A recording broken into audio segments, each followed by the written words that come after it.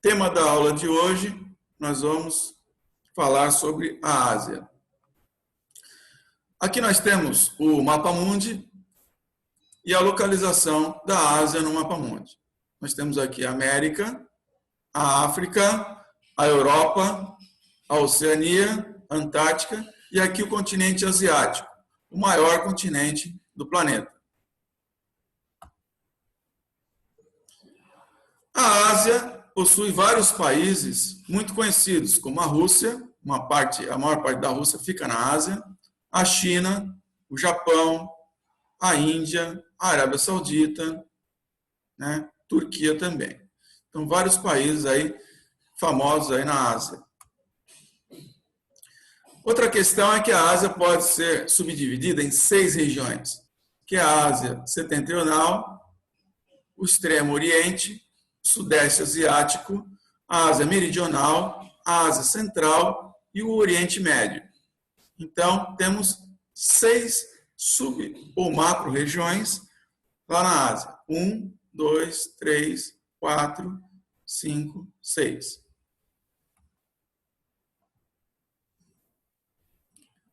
Aqui, uma visualização melhor desses 6, né? Então, aqui, o número 1, essa porção do continente asiático, o número 1, é a Ásia Setentrional. Então, a Ásia ela é dividida em 6 macro-regiões. O número 1 é a Ásia Setentrional, localizada nessa porção mais ao norte. Temos o número 2, a Ásia Central. Então, o número 2, uma posição mais central do continente asiático. Número 3, Oriente Médio, numa posição mais a oeste do continente asiático. Número 4, Ásia Meridional, que é essa porção sul, onde se localiza a Índia. Número 5, Sudeste Asiático, essa posição na porção sudeste do continente. Nós temos a Indonésia. Número 6, Extremo Oriente. Então, o Extremo Oriente na posição leste, também chamada de leste asiático. Você tem a China, a Coreia do Sul, o Japão.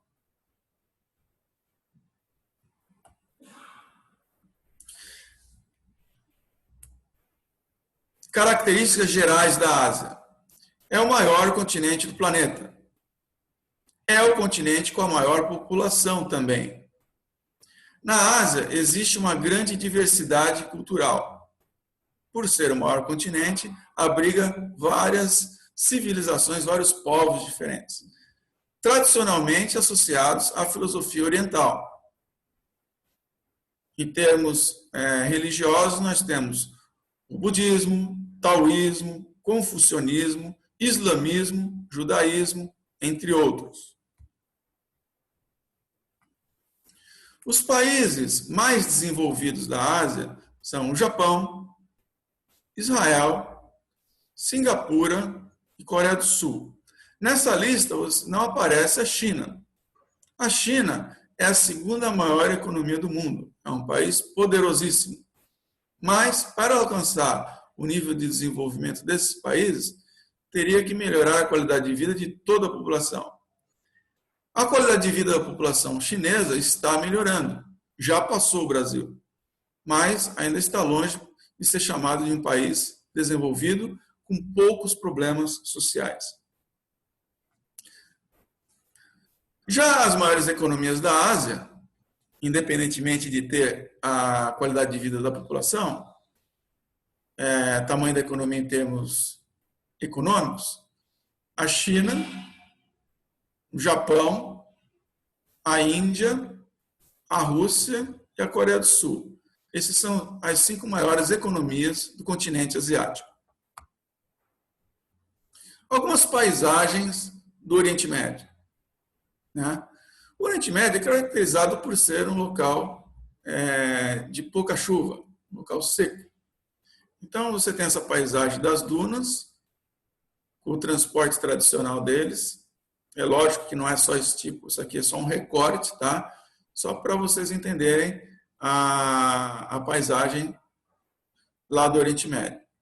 E aqui, nessa outra imagem, uma característica muito importante da economia do Oriente Médio, que é a questão da refinaria de petróleo.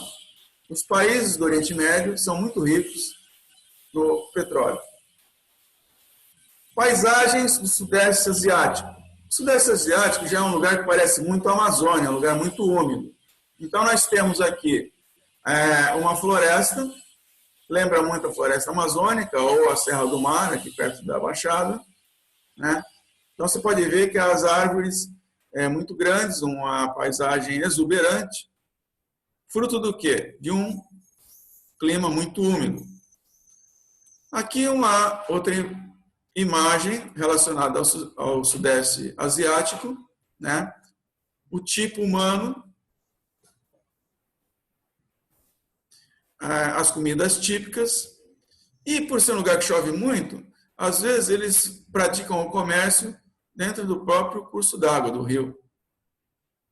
Muito interessante isso.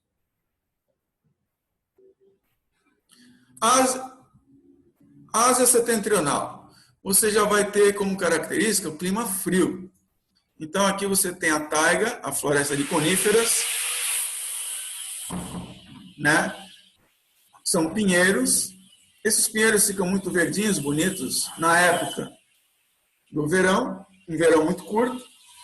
E no inverno, que é a maior parte do ano, você tem esses pinheiros todos repletos de neve. No norte da Ásia Setentrional, bem mais ao norte, você tem a tundra. O clima é tão frio que nem capim consegue crescer. Então, quando o gelo derrete em alguns meses do ano, poucos meses do ano, você vai ter a formação da tundra, essa vegetação de 2, 3 centímetros de altura. Bem ralinha mesmo, essa tonalidade meio avermelhada. Ásia Central, um clima também seco, só que é um seco que também tem a característica de ser um clima frio. Então você tem pouca chuva e frio também. Grandes amplitudes térmicas. Aqui uma paisagem típica da Ásia Central, provavelmente do Cazaquistão. A forma da moradia deles, eles são muito nômades, pessoal. Então, eles estão sempre se deslocando de um lugar para o outro.